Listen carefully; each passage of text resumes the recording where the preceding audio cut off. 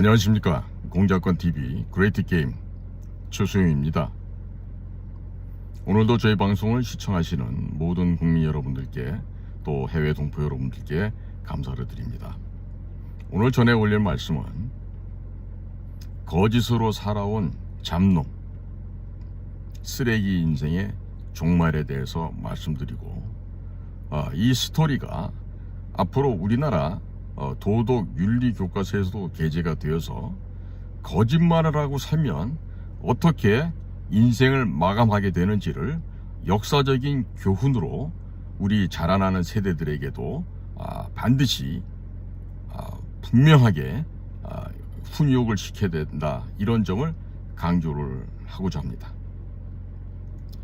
자, 지금 보면은요, 쌍방울의 조폭 출신 회장 김성태가 이재명에 대해서 나는 그 사람을 모릅니다 라고 얘기하는데, 이재명이는 나는 그분을 모릅니다 라고 얘기해요. 그러면 대통령 후보까지 나왔던 이재명의 입에서 김성태를 호칭이 그분이라고 얘기하고, 그 다음에 잡놈 깡패의 두목이었던 김성태는 대한민국에 그래도 국가원수 대통령이 되어보겠다고 출마했던 이재명에 대해서 그 사람이라고 얘기하고 있어요. 자, 이게 지금 이재명의 살아온 과거를 단적으로 보여주는 극명한 장면이라고 하겠습니다. 즉, 이재명은요, 거짓과 거짓말로 점철된 인생을 살았지만 그와 함께 조직폭력배, 성남국제파 등과 함께 그 삶을, 변호사 업무를 시작을 했던 자이고, 이어서 헛된 꿈을 꾸면서 하지 말아야 될 일을 하게 되는 그 금도를 넘어서는데, 그 금도를 넘어서면서 또 벌렸던 것이 북한과의 관계, 또 쌍방울과의 관계를 하겠습니다. 이재명의 근본은요, 성남시장에 처음 당선되던 그때부터 경기 동부연합의 협조와 지원 하에서 이루어졌기 때문에 이재명이 경기 동부연합, 이어서 평양과 가까울 수밖에 없습니다. 이 점에 대해서 국민 여러분께서는 반드시 알아야 되겠고, 제가 최근에 평양으로부터 나오는 그 민감한 출처의 첩보를 통해 볼 때 이재명에 대해서 북에서는 신원 검증을 확실히 못했다고 합니다. 이낙연에 대해서는 그래도 어느 정도 신뢰를 한다라고 북한에서 평가를 했는데, 이재명은 과연 어떤 사람인지 모르겠다, 계속해서 긍정도 부정도 않고 있는 상황에서 그 청주에서 적발된 간첩단도 있었죠. 그 자들과 또 경기 동부연합 출신들은 북에다가 이재명을 반드시 우리 사람으로 만들 수 있다라고 그렇게 확신을 하는 그러한 비밀 보고를 했다라는 것도 평양을 통해서 현재 나오고 있는 이야기이기도 합니다. 자, 이재명이라는 자가 인생 최대의 실수를 범하고 현재 그 실수를 덮으려고 애를 쓰고 있지만, 그 자는요, 무엇보다도 짐승만도 못한 잡놈인 주제에 대통령을 노렸다는 그 죄가 가장 큰 것입니다. 국민 여러분, 우리가 자녀들을 훈육하고 가르칠 때 거짓말하라고 가르칩니까? 아니죠. 적어도 미래를 생각하는 사람은 이재명처럼 저렇게 막 살지 않습니다. 즉, 이재명과 그 범죄 집단들, 토착 비리 세력들에 있어서 대통령이라고 하는 자리가 자신들의 비리를 덮어줄 수 있는 유일한 통로였고, 그것이 유일한 권력이었습니다. 그래서 이재명과 같이 인간 말종이 대통령에 출마한 그런 배경이 되겠습니다. 즉, 시골에서 올라온 한 잡놈이 막대 먹은 인생이 오직 자기 자신의 이익을 실현해 보고자, 또 그 불법으로 취득한 이익을 지켜보고자 대통령이라고 하는 자리가 필요하였던 것입니다.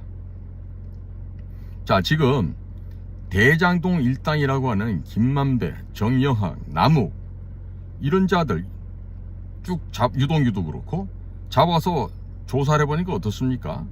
이 잡범들은요, 특히 이 죄인이라고까지 할 수준도 안 되는 이 잡범들이 서로 불신하는 범죄의 딜레마에 좀 빠져 있지 않습니까? 이들이요, 아무리 IQ가 높고 머리가 좋다 그래도요, 단독범이 아닌 공범들 사이에 100% 알리바이를 맞출 수가 없습니다. 즉 공범들은요, 반드시 바보 병신들이 되게 돼 있어요. 왜냐? 공범끼리는 말 맞추는 것이 불가능하기 때문입니다. 현재 김만배에게 추징되고 있는 청구액은 자그마치 2386억이라고 하는데요. 그럼 이런 잡범한테도 돌아가는 그 추징액이 2386억이라면 그럼 바로 그분, 천화동인 1호 그분이라고 하는 보스에 해당하는 이재명은 도대체 은닉재산이 얼마나 될까요? 쌍방울 그룹의 예를 보겠습니다. 쌍방울 그룹은 중국에 공장도 있고 가상화폐, 대북사업, 해외 송금, 또 막대한 자금을 숨길 수 있는 은닉처로 안성맞춤이었습니다. 그래서 이재명의 저수지 역할을 해줬던 것이죠. 자, 우선적으로요, 이 김성태 쌍방울과 이재명 간에 벌어지고 있는 이 더럽고 추잡한 관계는 무엇보다도 변호사비 대납에 관련된 의혹입니다. 이것은요, 그야말로 핵폭탄이라고 할 수 있겠습니다. 대법원까지 초토할 수 있는 초대형 법조 비리로서 대한민국의 법조계를 완전히 환골탈태할 수 있는 그러한 큰 사건인 것입니다. 두 번째로 쌍방울은 나노수 주가 조작을 하였습니다. 당시 2017년에 쌍방울의 김성태는 돈 한 푼 안 들이고 나노스를 인수를 하였습니다. 소위 무자본 M&A에 성공했던 것입니다. 이들은 이 어마어마한 주가 조작을 통해서 돈 한 푼 안 들이고 수천억 원대의 자산을 보유하게 되었습니다. 자, 그러면 이런 주가 조작을 통해서 쌍방울이 단번에 흑자 전환을 하였습니다. 그리고 그들이 갖고 있던 자산이 그야말로 눈덩이 불듯이 불어나게 된 것이죠. 불법입니다. 위법이고 탈법인 것입니다. 자, 세 번째로 이재명이가 저지른 범죄 행위들 중에요, 이 이재명이가 은닉한 자금을 밝혀야 합니다. 그 은닉 자금을 밝히는 대상으로는요, 첫 번째 가상화폐라는 게 있습니다. 그 아태위에서 발행한 이재명 코인이 뭐 15개나 된다고 했죠. 이더리움을 베이스로 그 안부수가 회장으로 있던 아태평화위원회에서 만들었다고 하는데, 이 가상화폐에 지금보다 좀 더 치밀하고 아주 예민하게 조사를 해서 그 진상을 밝혀야 될 것으로 믿습니다. 두 번째로 이들이 스위스나 싱가포르와 같은 비밀 계좌를 운영할 가능성이 매우 높습니다. 따라서 스위스, 싱가포르의 비밀 계좌를 확인해야 됩니다. 그 다음에 세 번째로 그 은닉자금 밝히는 것에는 대북 사업이 포함된다. 이 대북 사업이 왜 포함되냐면요, 이 좌파 이 문재인 정권도 그랬지만 하는 짓들이요, 북에다가 10원 준다 해놓고 1원만 주고 9원은 지들이 배달 사고를 내거나 다른 데로 은닉시켜 놓습니다. 제가 지금 원이라고 표현했지만 이게 조로 생각해 보세요.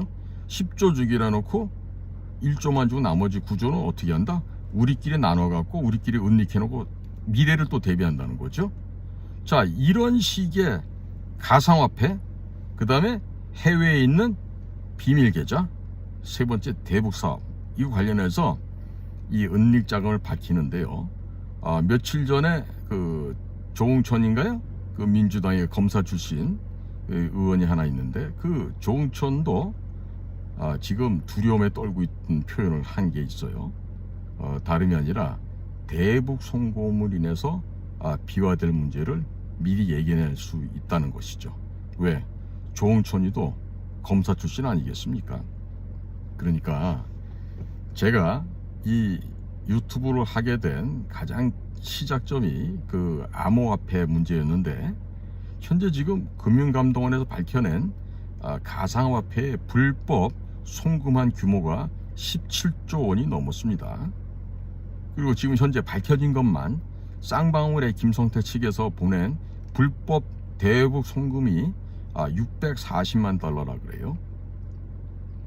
제가 이 매우 그 출처를 밝힐 수 없는 그 민감한 출처에서 입수한 내용에 따르면요, 우리나라 금융감독원에서 밝힌 저 17조 규모를 보고 그 친구들이 비웃고 있습니다. 비웃고 있어요. 왜냐? 공 하나는 더 붙이셔야지, 이런 얘기를 하면서 비웃고 있어요. 그럼 17조에다 공 하나만 더 붙여도 얼마가 되죠? 170조인데 제가 한번 더 추가로 확인해 봤더니 앞자리가 1이 아닙니다, 이렇게 또 얘기를 하는 거예요. 그게 얼마나 많은 돈이 해외로 불법 송금되었겠습니까? 뭐를 통해서? 이 암호화폐, 가상화폐 시장을 통해서. 그래서 지금 저라면 말입니다, 지금 미국 법무부 산하 FBI 안에 국가 암호화폐 단속국이 신설되어 있지 않습니까? National Cryptocurrency Enforcement Team이라고 해서 그 안에 그 단속국의 국장 또한 재미교포 출신의 최은영 검사, 여성인데 이 최은영 검사가 또 담당을 하고 있어요. 공조를 해서 잡아드려야죠. 그리고 명함을 밝혀야 되겠죠. 정말 주고 싶은 자료가 한두 개가 아닌데 정말 이렇게까지 아직도 답보 상태에 있는 이 상황을 보면요, 참 너무 안타깝게 그지가 없어요. 그리고 이 비밀 정보 활동이나 방첩 활동, 대테러 활동, 또 공격적인 비밀 공작 활동, 이 모든 것은요,